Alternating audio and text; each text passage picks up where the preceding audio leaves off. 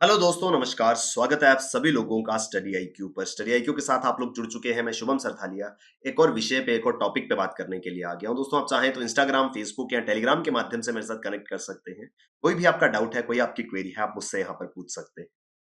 जिस विषय पे हम बात करने वाले हैं वो संबंधित है उड़ीसा राज्य से। तो उड़ीसा राज्य में स्थित एक public sector steel manufacturing unit जिसका नाम है नील अचल इस्पात निगम लिमिटेड, NINL, इस एंटरप्राइज को एक्वायर करेगा टाटा ग्रुप। तो टाटा ग्रुप की एक subsidiary Tata steel long products limited को ने हाल ही में बिड करा है नील अचल इस्पात लिमिटेड को एक्वायर करने के लिए। विस्तार से समझेंगे क्या है नील अचल इस्पात, क्यों इसको डिसइन्वेस्ट जो है वो सरकार द्वारा किया जा रहा है, और क्या वजह है कि टाटा स्टील लॉन्ग प्रोडक्ट इस एंटरप्राइज को एक्वायर करने के लिए बिड जो है वो कर रहे हैं। अगर आप ओडिशा राज्य के अंदर किसी भी एग्जाम की तैयारी कर रहे हैं, StudyIQ.com या StudyIQ की ऐप पर आपके लिए बेहतरीन स्मार्ट कोर्सेज अवेलेबल हैं। इन कोर्सेज में एनरोल करें और अपनी प्रेपरेशन को बहुत बेहतर बनाएं। तो केंद्र सरकार ने हाल ही में रिसेंटली अप्रूव किया था नील अचल इस्पात निगम लिमिटेड की सेल को, जो कि एक पब्लिक सेक्टर एंटरप्राइज है। उसको बेचने की मंजूरी जो है वो हाल ही में केंद्र सरकार द्वारा दी गई थी, और ये सेल जो है वो हो रही है Tata steel long products limited को, जो कि टाटा ग्रुप की एक सब्सिडरी है। इसके लिए काफी सारे लीडिंग स्टील मैन्युफैक्चरर्स देश के जो हैं वो रेस में थे, और इसमें Tata has won the highest bid worth 12,100 crore. 12,100 crore रुपए में बिड करके Tata steel long product limited ने इस NINL को एक्वायर करने का जो पूरा का पूरा प्रोसेस है उसको शुरू कर दिया है। इस बिडिंग प्रोसेस में देश के, जैसे मैंने आपको बताया, लीडिंग स्टील मैन्युफैक्चरर्स जो हैं वो इस रेस में थे। इसमें Jindal steel and power limited, Nalwa steel and power limited, JSW steel limited और टाटा स्टील लॉन्ग प्रोडक्ट जो है वो रेस में थे, जिसमें टाटा स्टील लॉन्ग प्रोडक्ट को ने हाईएस्ट बिड करके इस कंपनी को एक्वायर जो है वो करने की प्रक्रिया स्टार्ट करी है। विस्तार से समझेंगे क्या है ये नील अचल इस्पात निगम लिमिटेड, क्यों इसको डिसइन्वेस्ट किया गया सरकार की ओर से, और क्या वजह है कि टाटा ग्रुप ने, Tata steel long product limited ने इसको एक्वायर करा है 12,100 करोड़ रुपए में।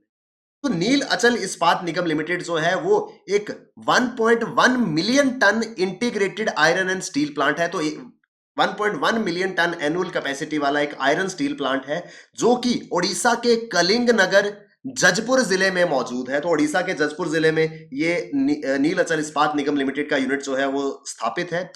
नील अचल इस्पात निगम लिमिटेड जो है वो एक ज्वाइंट वेंचर है 6 पब्लिक सेक्टर एंटरप्राइजेस का, जिसमें 4 जो है वो सेंट्रल पब्लिक सेक्टर एंटरप्राइजेस है, MMTC, NMDC, BHEL और मैकॉन। MMTC यानी कि mineral and metal trading corporation, NMDC national mineral development corporation, Bharat heavy electricals limited और मेटलर्जी एंड इंजीनियरिंग कंसल्टेंसी, ये 4 केंद्रीय पब्लिक सेक्टर एंटरप्राइजेस है। ये स्टेक होल्डर्स थे NINL में, और इसके अलावा 2 ओडिशा सरकार द्वारा ओन्ड PSUs थे, जिसमें है OMC और इपीकॉल। OMC यानी कि ओडिशा माइनिंग कॉर्पोरेशन और इपीकॉल यानी industrial promotion and investment corporation of Odisha limited. तो ये 6 टोटल प्रमोटर्स थे इस कंपनी के, NINL के, जो इसको होल्ड करते थे। लेकिन अब केंद्र सरकार की मंजूरी के बाद इसको डिसइन्वेस्ट जो है वो कर दिया गया है, बिडिंग के द्वारा इसको डिसइन्वेस्ट किया गया, और टाटा ग्रुप के Tata long steel products limited द्वारा इसको एक्वायर किया जा रहा है।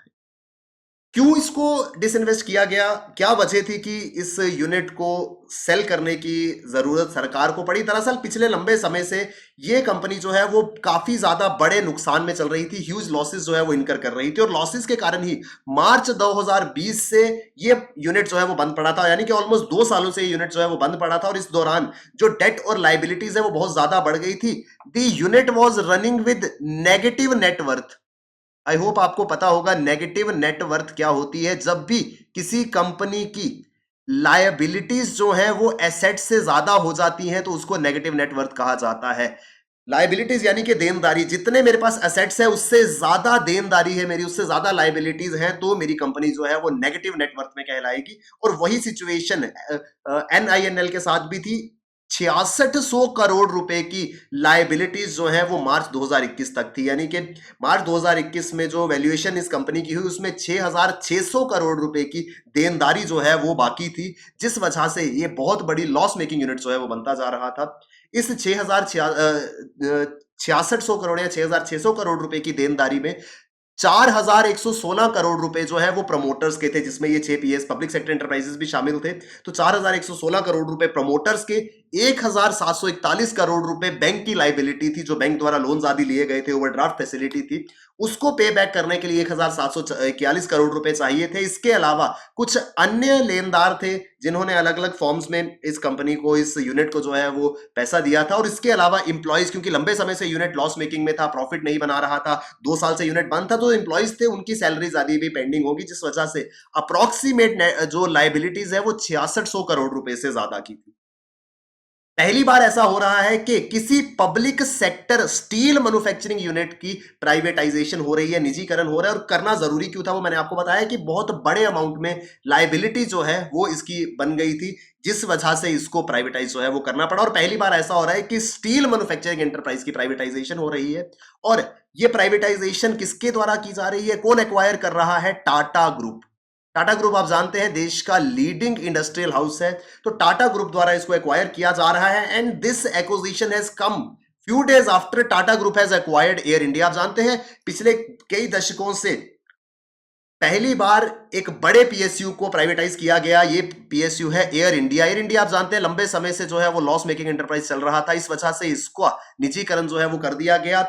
और एयर इंडिया को भी एक्वायर जो है वो टाटा ग्रुप द्वारा किया गया है। और उसके कुछ ही दिनों बाद एक और बड़ी एक्विजिशन, 12,100 करोड़ रुपए की एक्विजिशन जो है वो टाटा ग्रुप ने करी है नील अचल इस्पात निगम लिमिटेड की। तो पिछले शॉर्ट स्पैन में दूसरी एडिशन है ये पीएसयू एक्विजिशन की, जो टाटा ग्रुप कर रहा है। तो क्या है Tata steel long product limited, इसके बारे में बात करेंगे। टाटा ग्रुप की, एक टाटा ग्रुप की एक सब्सिडरी है Tata steel long product. They are into manufacturing of alloy steel primarily for auto sector, wire rope industry and construction sector. Tata steel long product जो है वो अलग अलग रेंज के प्रोडक्ट्स बनाती है, जिनके बारे में मैं आगे बात करूंगा। इसका इस्तेमाल कंस्ट्रक्शन सेक्टर में, ऑटो सेक्टर में, वायर रोप्स बनाने में, इस तरीके के कामों में जो है वो किया जाता है।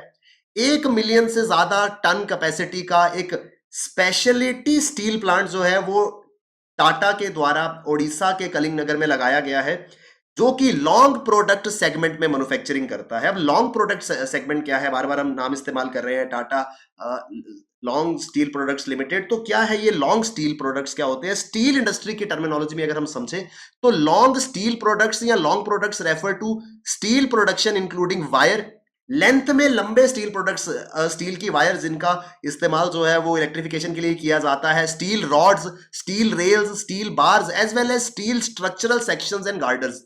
स्ट्रक्चरल सेक्शंस आप जानते हैं जहां पर बड़े स्तर की कंस्ट्रक्शन, हैवी ब्रिजेस बनाए जाते हैं, वहां पे लोहे के बड़े बड़े स्ट्रक्चर्स का, स्टील के बड़े बड़े इस तरीके के स्ट्रक्चर्स का इस्तेमाल किया जाता है। ये स्ट्रक्चरल सेक्शंस कहलाते हैं। लोहे के लंबे गार्डर्स, स्टील गार्डर्स होते हैं, स्टील वायर्स हैं, स्टील रॉड्स हैं जिसे सरिया भी कहा जाता है। इस तरीके के प्रोडक्ट जो है वो स्टील टर्मिनोलॉजी में लॉन्ग स्टील प्रोडक्ट्स के तहत आते हैं। तो ये सारे के सारे प्रोडक्ट्स जो है ये आते हैं लॉन्ग कैटेगरी में, और लॉन्ग कैटेगरी में ही टाटा का ये यूनिट जो है वो काम करता है। और इसी के द्वारा अब NINL को एक्वायर किया गया है। अब एक सवाल आपके मन में आ रहा होगा कि सर आपने जैसे बताया 6600 करोड़ की लाइबिलिटी है, 2 साल से यूनिट बंद है, प्रॉफिट नहीं कमा रहा है, तो किस वजह से टाटा ने एक बड़ा अमाउंट जो है वो इसमें इन्वेस्ट करा है?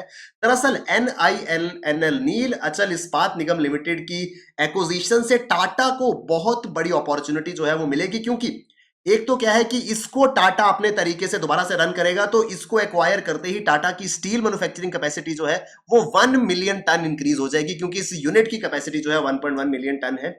और क्योंकि टाटा ने एक लक्ष्य जो है वो रखा है कि आने वाले कुछ सालों में जो long range long steel products हैं हिंदुस्तान में, उनकी टोटल मैन्युफैक्चरिंग जो है 4.5 मिलियन टन भारत में की जाएगी। ऐसा उद्देश्य जो है वो टाटा ग्रुप ने रखा है।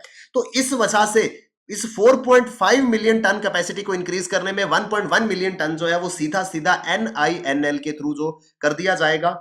इसके अलावा टाटा का ऑलरेडी एक integrated steel plant limited plant जो है वो कलिंग नगर में मौजूद है। यहां पर ऑलरेडी एक बड़ा यूनिट जो है वो लगाया गया है।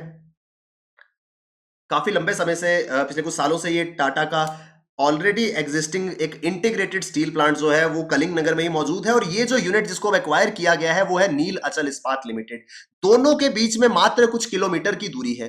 तो अप्रोक्सीमेटली 2 से 2.5 मिलियन टन कैपेसिटी के लॉन्ग प्रोडक्ट जो है वो इन दो यूनिट से मैन्युफैक्चर किए जा सकते हैं। यानी कि टाटा ग्रुप का जो उद्देश्य है 4.5 मिलियन टन एनुअल कैपेसिटी का, उसका अप्रोक्सीमेटली 50% जो है वो क्लोज प्रॉक्सिमिटी में जो है वो बना पाएंगे। तो इसकी लोकेशन जो है वो टाटा ग्रुप के लिए काफी ज्यादा इंपॉर्टेंट थी, क्योंकि ऑलरेडी जहां पर टाटा ग्रुप का एक सिमिलर स्टील प्लांट लोकेटेड है, उसके साथ में एक और प्लांट अगर वो एक्वायर करते हैं तो काफी ज्यादा कन्वीनियंस जो है इस पूरे के पूरे ग्रुप को मैनेज करने में टाटा को जो है वो होने वाली थी। इस वजह से स्ट्रेटेजिकली इसकी लोकेशन जो है वो टाटा के लिए बेनिफिशियल थी।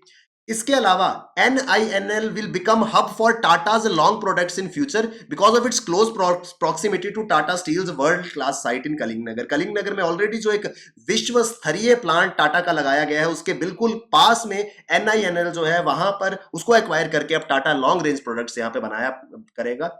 तो लॉन्ग प्रोडक्ट्स जो है, लॉन्ग स्टील प्रोडक्ट्स की अगर हम बात करें तो पिछले कुछ सालों से इसके अंदर काफी ज्यादा डिमांड जो है इसकी बढ़ी है, और भविष्य में भी ऐसा फोरकास्ट किया जा रहा है, ऐसी उम्मीद लगाई जा रही है कि फ्यूचर में भी लॉन्ग स्टील प्रोडक्ट्स की डिमांड जो है वो बहुत ज्यादा बढ़ने वाली है। ऐसा क्यों है, क्यों डिमांड बढ़ने वाली है? क्योंकि आप जानते हैं केंद्र सरकार निरंतर आत्मनिर्भर भारत को बल दे रही है, जिसके तहत ज्यादा से ज्यादा इंडस्ट्रियलाइजेशन हो और कम से कम इंपोर्ट हम विदेशों से करें, हमारी जितनी रिक्वायरमेंट्स है उसको हम इंडिया में ही पूरा करें। और लॉन्ग स्टील प्रोडक्ट्स जो है वो एक इंपॉर्टेंट रॉ मटेरियल होता है बहुत सारी इंडस्ट्रीज में। यानी कि जब हम देश के अंदर आत्मनिर्भर भारत के तहत अलग अलग इंडस्ट्रीज को सेटअप करेंगे, उनके लिए जरूरी होंगे लॉन्ग प्रोडक्ट सेगमेंट। और अब क्योंकि लॉन्ग प्रोडक्ट सेगमेंट की हम जानते हैं कि डिमांड जो है वो बढ़ने वाली है, इस वजह से ये पूरा का पूरा सेक्टर जो है वो काफी ज्यादा ग्रोथ विटनेस कर रहा है।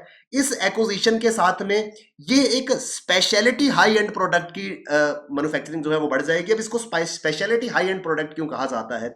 अब इस तरीके के लॉन्ग स्टील प्रोडक्ट्स जो है उसकी डिमांड जो है वो एक आम कस्टमर की नहीं है, ये एक B2B प्रोडक्ट है, यानी कि बिजनेस द्वारा बना के बिजनेस को ही बेचा जाता है। इसका इस्तेमाल कौन करता है, कौन से कस्टमर्स हैं जो इन प्रोडक्ट्स को खरीदेंगे? Construction industries. अब आप जानते हैं देश के अंदर किस तरह से कंस्ट्रक्शन जो है वो की जा रही है, चाहे बात हाईवेज की हो, चाहे इंफ्रास्ट्रक्चरल डेवलपमेंट हो, इसमें काफी ज्यादा इस्तेमाल में आएंगे इस तरीके के long steel products. Heavy engineering और ऑटोमोटिव स्पेसिस, चाहे एविएशन इंडस्ट्री हो चाहे ऑटोमोबाइल हो, हर जगह पर इस तरीके के प्रोडक्ट्स की इस्तेमाल जो है वो किया जाता है। और अब क्योंकि सरकार बल दे रही है कि हम ज्यादा से ज्यादा मैन्युफैक्चरिंग हर सेक्टर की भारत में करेंगे, तो उस सेक्टर की मैन्युफैक्चरिंग की डिमांड को फुलफिल करने के लिए हमें ज्यादा से ज्यादा इस तरीके के लॉन्ग स्टील प्रोडक्ट्स की जरूरत थी। और ये एक्विजिशन जो है वो टाटा ग्रुप के लिए बहुत ही बेहतरीन साबित होने वाली है, क्योंकि इससे टाटा अपना steel long steel product category जो है उसकी मैन्युफैक्चरिंग को काफी ज्यादा इंप्रूव, काफी ज्यादा इंक्रीज जो है